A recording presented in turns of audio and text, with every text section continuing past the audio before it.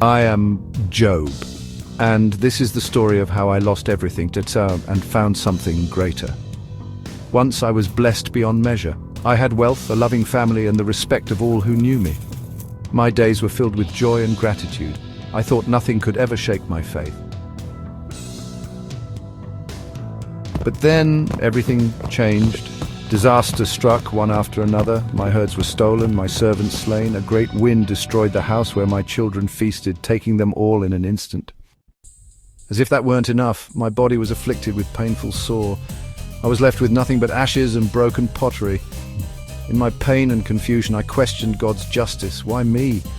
What had I done to deserve this? And my wife, overcome with grief, told me to curse God and die. But I refused to lose faith.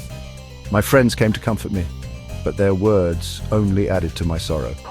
They insisted I must have sinned to deserve such punishment, but I knew in my heart this wasn't true.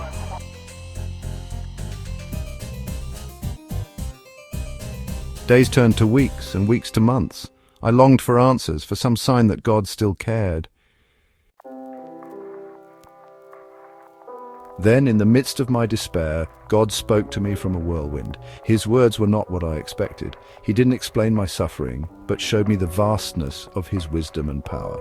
He asked me where I was when he laid the foundations of the earth, when he set the boundaries of the seas. In that moment, I realized how little I truly understood. I was humbled and found peace in trusting God's plan. I repented in dust and ashes, not for any sin I had committed, but for doubting God's wisdom.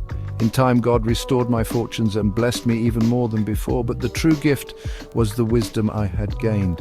My story is one of faith tested and renewed, of suffering and restoration. It's a reminder that even in our darkest moments, hope remains. For in the end, it's not about understanding everything, but trusting in the one who does.